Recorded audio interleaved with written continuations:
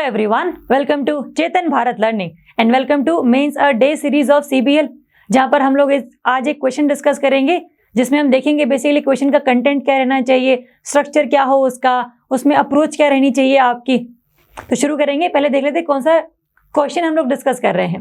Question है आपका, in a recent decision US Supreme Court overturn Roe versus Wade, a 1973 landmark decision giving women in America the right to have an abortion।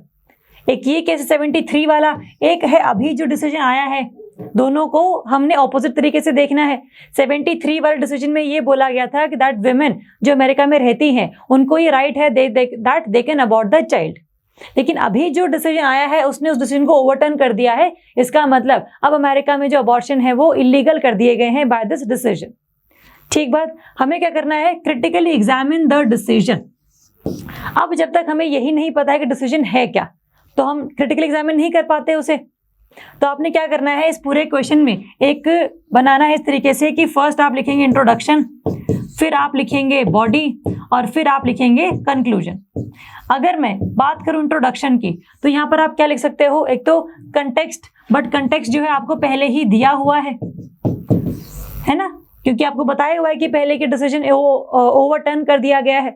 तो आप क्या कर सकते हो, इसमें आप इस चीज को हल्का सा डिफाइन कर सकते हो कि अल्टीमेटली जो अमेरिका है उसमें जो एवोल्यूशन ऑफ अबॉर्शन के लॉज हैं वो हुए कैसे हैं, कि किस तरीके से पहले 73 से पहले सभी स्टेट्स के पास पावर थी that they can make laws regarding the abortion. उसके बाद जिन भी स्टेट्स में अबॉर्शन को इलीगलाइज किया हुआ था वहां पर, तब 1973 के जजमेंट के बाद उन सभी को लीगलाइज कर दिया गया कि जो स्टेट्स हैं उनके पास पावर नहीं है लॉज बनाने की रिगार्डिंग दी अबॉर्शन। तो पूरे अमेरिका में सुप्रीम कोर्ट के डिसीजन के बाद अबॉर्शन को लीगलाइज कर दिया गया था। बट अगेन अभी अगर हम बात करें डिसीजन की, तो दोबारा से जो पावर है स्टेट गवर्नमेंट्स को वो दे दी गई है that they can make the laws regarding the abortion. तो जहां पर 73 से पहले थे, दोबारा हम वहीं पर आ गए हैं अगर हम अमेरिका में रहते तो। ठीक बात। तो ये तो पूरा आपका एवोल्यूशन है रिगार्डिंग दी अबॉर्शन के लॉज इन अमेरिका, ये आप लिखोगे इंट्रोडक्शन में। अब बात आती है क्रिटिकली एग्जामिन दिस डिसीजन की। अब हमें बताना है कि what are the negative implications of this decision and what are basically justification given by the supreme court.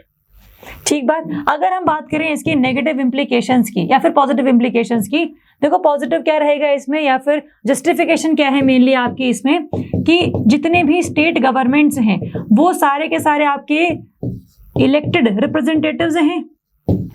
इसीलिए जो भी आपने अपने रिप्रेजेंटेटिव्स को भेजा है लॉज बनाने के लिए, तो जो लॉज है वो वही बनाए, ना कि सुप्रीम कोर्ट बनाए, क्योंकि वो तो इलेक्टेड नहीं है सारे के सारे। इसीलिए जो एक डेमोक्रेसी है, जहां पर अमेरिका में डेमोक्रेसी रहती है, लार्जेस्ट डेमोक्रेसी इसको हम लोग बोलते हैं, ओल्डेस्ट डेमोक्रेसी इसको हम लोग बोलते हैं। तो अल्टीमेटली क्या होगा कि अगर आपने इनको चुन के भेजा है तो फिर आपके रिगार्डिंग लॉज भी यही बनाएंगे। तो that was justification given by the supreme court. एक तो ये चीज। दूसरा, there is an ethical dilemma regarding the pro life और प्रो चॉइस, कि जो प्रो लाइफ है कि जो बच्चा है उसकी भी तो लाइफ है, उसका तो राइट टू लाइफ है। आप उसको अगर अबॉर्ट करते हैं तो उसकी बेसिकली डेथ हो जाती है। तो और प्रो चॉइस है कि जो विमेन है अगर वो अबॉर्ट करना चाहती है अपनी हेल्थ इश्यूज की वजह से, अपने फाइनेंशियल इश्यूज की वजह से या और कोई पर्सनल इश्यूज की वजह से, तो उसको ये राइट हो कि वो बच्चे को अबॉर्ट कर सके। तो there is an ethical dilemma where there is the right of pro life और राइट ऑफ प्रो चॉइस। तो इसमें भी हम लोगों ने इस डिसीजन में प्रो लाइफ को डिसाइड करते हुए डिसाइड किया है कि अल्टीमेटली जो राइट होगा अबॉर्शन करने का वो कुछ कंडीशंस पर ही बेस्ड होगा and those conditions would be decided by the state governments only, not bye the supreme court of USA. ठीक बात। तो ये कुछ जस्टिफिकेशन है जो कि आपने लिखने हैं अपने आंसर्स में। अब अगर बात करें हम नेगेटिव इम्प्लीकेशंस की, तो नेगेटिव इम्प्लीकेशंस क्या है बेसिकली, कि जो अमेरिका है वो एक बहुत बड़ा एक डेमोक्रेटिक कंट्री है जिसको हम लोग काफी प्रोग्रेसिव भी मानते हैं। लिबर्टी, इक्वालिटी, जस्टिस, पूरे के पूरे जो ये लॉज होते हैं यहाँ पर इंप्लीमेंट किए जाते हैं। तो अदरवाइज और कंट्रीज भी जो हैं वहां पर भी, एग्जाम्पल हम किसी भी कंट्री, इंडिया का एग्जाम्पल ले लें हम लोग, इंडिया में भी 1971 के बाद से ही हम लोगों ने अबॉर्शन को लीगलाइज किया हुआ है। उससे पहले लीगलाइज नहीं था, बट उसके बाद तो लीगलाइज कर दिया हम लोगों ने। तो जो और कंट्रीज हैं वहां पर भी इन सारे मसलों पर जो लॉज बनाए गए हैं वो प्रो चॉइस के तौर पे बनाए गए हैं। और कुछ कंडीशंस रखी गई हैं कि अगर आप प्रेगनेंसी को इतना टाइम हो गया तभी आप अबॉर्ट करवा सकते हैं, ताकि जो बच्चे की पूरी डेवलपमेंट जब तक नहीं हुई है तब तक आप अबॉर्ट करवा सकते हैं, है ना। एक तो ये चीज। दूसरा क्या है कि प्रोग्रेसिव नेचर की जो ये कंट्रीज हैं, अगर ये ऐसे लॉज बनाती हैं रिग्रेसिव नेचर के, तो फिर कहीं ना कहीं पूरे वर्ल्ड पर एक नेगेटिव जो कॉन्सिक्वेंस है वो हम लोग देखते हैं। ठीक बात, बिकॉज जो पूरा वर्ल्ड है वो अमेरिका को फॉलो करता है। एक तो ये चीज।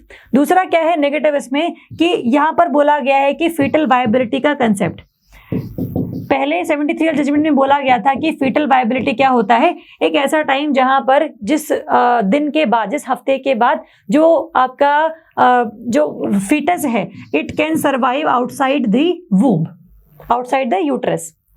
तो पहले क्या था 73 में, that time was around 28 weeks, कि 28 वीक्स के बाद भी अगर आप बच्चे को बर्थ देते हैं तो वो आउटसाइड द वूम्ब बहुत इजीली सर्वाइव कर जाएगा। और क्योंकि अब तो बहुत ज़्यादा मेडिकल जो एडवांसमेंट है वो हो चुकी है, तो अल्टीमेटली जो फीटल वायबिलिटी है इसका टाइम और कम हो गया, अराउंड 20 to 24 वीक्स हो गया इसका, ऐसा बोला जा रहा है by the experts in medicine, जो ये कहते हैं कि फीटल वायबिलिटी जो है वो कम हो चुकी है, क्योंकि अब जो बच्चा है वो विद द मेडिकल ट्रीटमेंट्स या फिर और सारे इक्विपमेंट्स के साथ आउटसाइड द वूम्ब एग्जिस्ट कर सकता है, सर्वाइव कर सकता है, अगर वो पैदा जल्दी हो जाता है तो। ठीक बात है। तो ये जो नेगेटिव है कि बेसिकली फीटल वायबिलिटी का जो कंसेप्ट है वो एक तो बहुत तेजी से इस तरीके से आपने नेगेटिव सीक्वेंस में लेकर आ गया है कि 24 वीक्स क्या है, ये सिर्फ एक्सपर्ट्स अभी कह रहे हैं, that is in the research mode, है ना। अभी जो है इसकी टेक्नोलॉजी की जो एडवांसमेंट है वो इतनी तेज नहीं है, इतनी ज्यादा नहीं है कि वो हर लेवल पर पहुंचाई जा सके। इसीलिए ये जो आपका टाइम है वो भी थोड़ा सा नेगेटिव है, और ये जो पूरा वर्ल्ड है वो इसको मानता है, क्योंकि यूएसए को फॉलो करते हैं मेनली, क्योंकि वो लॉज के रिगार्डिंग, एथिक्स के रिगार्डिंग, मॉरल्स के रिगार्डिंग, वैल्यूज के रिगार्डिंग जो सुपर पावर्स होती हैं, डेवलप्ड कंट्रीज होती हैं, उनको देखते ही हैं हमेशा। तो ये सारा जो कंसेप्ट है ये भी नेगेटिवली है। दूसरा क्या है, these are the kinds of regressive laws, जहां पर स्टेट गवर्नमेंट्स वैसी हैं जो कि रिपब्लिकन पार्टी से बिलोंग करती हैं, या फिर और रिग्रेसिव पार्टीज हैं जो वो अबॉर्शन को इलीगल कर सकती हैं, और अल्टीमेटली जो राइट टू रिप्रोडक्शन है एक फीमेल का वो भी हैम्पर हो सकता है। और जो आपका यूएसए है विमेन एम्पावरमेंट के लिए जाना जाता है, जो वहां पर अब विमेन की जो एम्पावरमेंट है उसमें थोड़े से हम लोग नेगेटिव स्टांस देखते हैं। तो ये चीजें हैं जो कि आपने लिखनी है in the negative of this decision. ठीक बात। अब आप लिख क्या सकते हैं वे फॉरवर्ड में, क्योंकि डिसीजन जो है ये बेसिकली स्टेट गवर्नमेंट्स को ये पावर देता है कि अल्टीमेटली आपके पास ये पावर है कि आप अबॉर्शन के रिगार्डिंग लॉज बनाएं या ना बनाएं। आप लीगलाइज करेंगे वो हम मान लेंगे, आप इलीगल करेंगे वो हम मान लेंगे। But in the way forward हम क्या लिखेंगे कि पहली बात तो जो लॉज होते हैं वो सभी के हितों को ध्यान में रखते हुए बनने चाहिए। For example, all the stake holders should be consulted कि आपको पूछा गया है कि अल्टीमेटली आपकी रिगार्डिंग हम ये लॉज बना रहे हैं, आपका क्या इसमें मानना है। जितनी भी विमेन हैं उनकी पार्टिसिपेशन शुड बी इंश्योर्ड। तो आप इनकी बातचीत करने के बाद ही कोई लॉज निकालिए। एक तो ये चीज। दूसरा, जो अवेयरनेस है रिगार्डिंग द कॉन्ट्रासेप्टिव्स, इन सब के बारे में भी जो लोगों तक आप चीजों को पहुंचाइए, है ना, ताकि जो अबॉर्शन है उस तक की दिक्कत ही ना आए।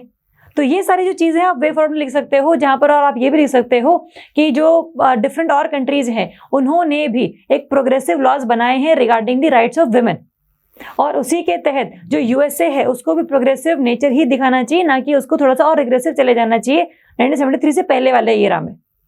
तो इस तरीके से आप कुछ वे फॉरवर्ड लिखोगे कि अगर आपने लॉज बनाने भी हैं तो आप पहले लोगों से पूछ लीजिए, उनको अवेयर कर दीजिए कि हम ये सब चीजें बनाने जा रहे हैं, क्या आप इसे सहमत हैं या सहमत नहीं है। क्योंकि अगर आप कोई लॉ बनाते हैं जिससे लोग सहमत नहीं होते हैं, उस लॉ की इंप्लीमेंटेशन में हल्की सी दिक्कत आनी शुरू हो जाती है। तो जब लोग मान ही नहीं रहे हैं लॉज बने हुए को, तो आपका लॉ बनाने का फायदा कोई नहीं बनता, है ना। तो this can be the way forward, this should be the structure of the answer. जो कंटेंट है आप इसमें 2-3 पॉइंट्स एक्स्ट्रा लिख सकते हो, सभी में, पॉजिटिव में भी, नेगेटिव में, वे फॉरवर्ड में भी, but that should be the structure of the answer. और ये न्यूज में था तो इसके ऊपर क्वेश्चन बन भी सकता है प्रीलिम्स में या मेंस में, तो आपको पता हो कि कैसे लिखना है और ये अल्टीमेट डिसीजन है क्या। ठीक बात, आप इसको अटेम्प्ट कीजिए। कोई भी डाउट रहेगा तो आप कमेंट सेक्शन में लिख दीजिए। Thank you so much.